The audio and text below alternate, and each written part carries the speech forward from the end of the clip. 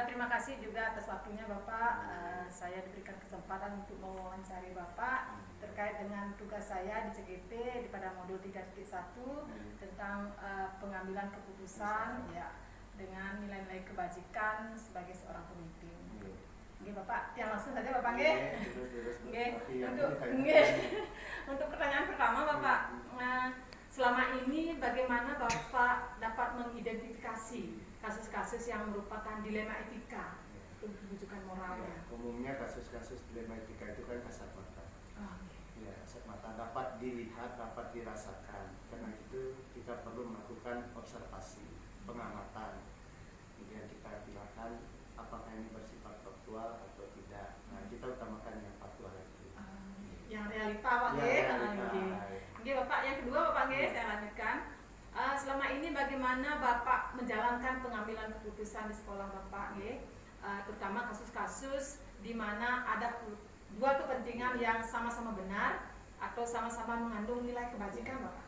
Sebelum mengambil keputusan, saya biasanya mencari informasi terlebih dahulu dari stakeholder saya, waka-waka saya, guru-guru, wali, kapolri, apakah itu mungkin untuk kita bisa selesaikan atau tidak. Nah, biasanya kalau namanya kepentingan itu kan orang punya kepentingan kepentingan. Saya biasanya mengesampingkan kepentingan pribadi saya. Itulah yang saya lakukan. Bapak. Berarti tetap kolaborasi Bapak bersama rekan-rekan sejawat ataupun guru-guru lainnya Bapak. Terima kasih. Untuk yang selanjutnya Bapak, hal-hal apa saja selama ini yang Bapak anggap efektif dalam pengambilan keputusan dari kasus-kasus dilema etika yang terjadi di sekolah? Yang pertama itu kita menjalin komunikasi saja secara terbuka, artinya tanpa membuat gap. Yang kedua kita mau mendengar apa sih yang disampaikan orang. Kita dengar saja dulu. Nanti kita pertimbangkan, kan kita punya tim juga.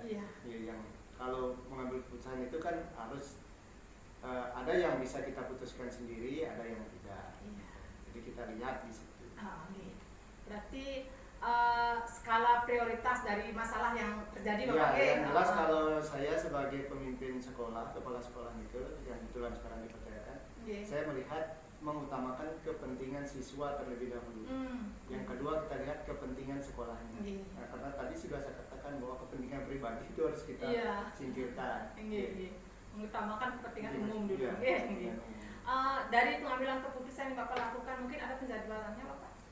Biasanya saya tidak sampai membuat jadwal, karena kan kalau namanya kasus itu dia temporer, insidental. Nah, jadi tidak kecuali yang misalnya ke atau ke dinas atau ke pengawas, nah, itu kita butuh waktu. Tapi biasanya saya tidak lebih dari 3 hari. Dari pengambilan keputusan tersebut, tadi sudah Bapak sampaikan Bapak melibatkan semua stakeholder. Selain itu mungkin ada lagi orang-orang yang mungkin membantu dalam pengambilan ada keputusan. komite sekolah, komite sekolah yang kita ajak bicara. Terus selanjutnya Bapak, dari yang Bapak sampaikan tadi sangat begitu jelas sekali tentang pengambilan keputusan yang terjadi di sekolah, di lingkungan sekolah Bapak.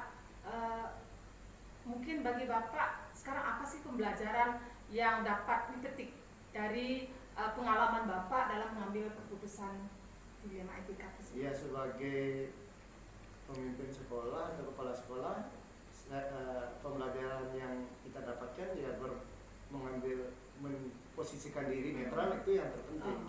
Yang kedua, menjalin komunikasi tanpa pernah anti dengan kritik. Nah, itulah yang akan memberikan kita informasi-informasi untuk menguatkan keputusan-keputusan. Kembali ke keterbukaan Bapak, menerima kritik, saran untuk membangun menjalin komunikasi tanpa membangun gap. Ini Bapak, terima kasih atas mungkin masukan bagi saya juga Pak nanti di dalam pengambilan keputusan bagaimana agar mencapai keputusan untuk kepentingan bersama nanti Bapak. Demikian Pak, terima kasih banyak atas waktunya. Semoga bisa membantu. Sama-sama. Terima kasih.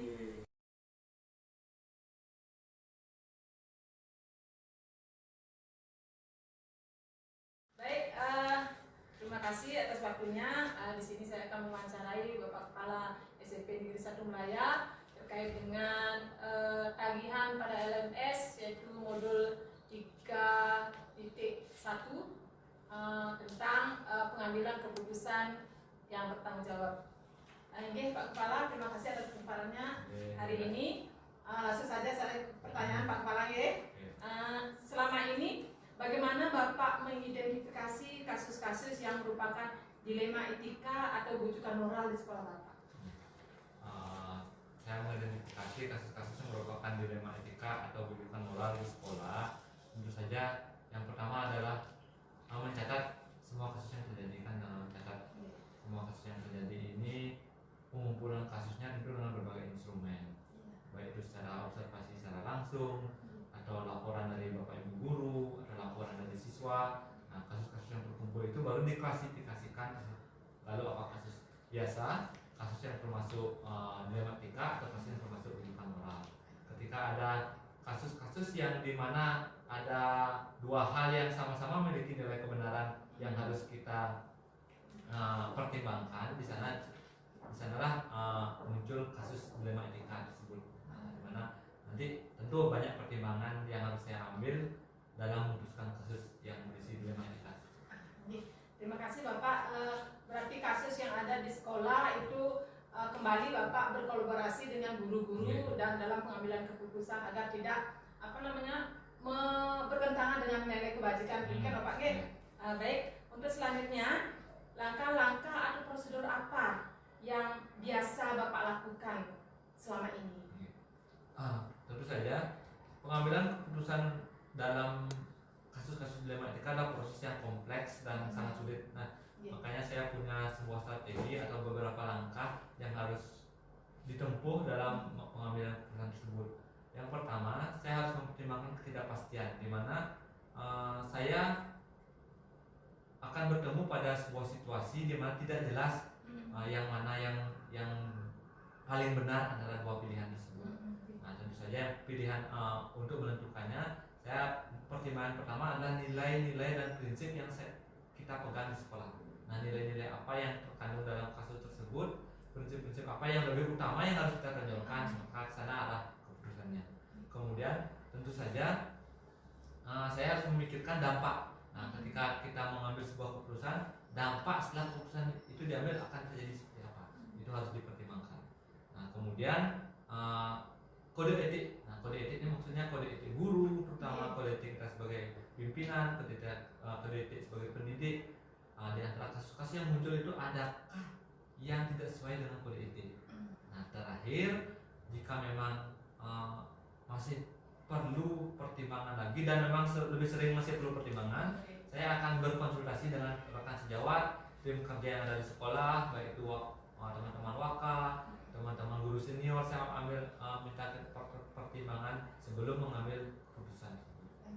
Berarti Pak Kepala mengambil keputusan yang skala prioritas lah Pak. Berdasarkan skala prioritas yang ada di sekolah. Terus dari kasus yang dihadapi di sekolah, adakah tantangan dalam mengambil keputusan tersebut? Tantangannya adalah ketika kasus itu harus kita putuskan dengan cepat.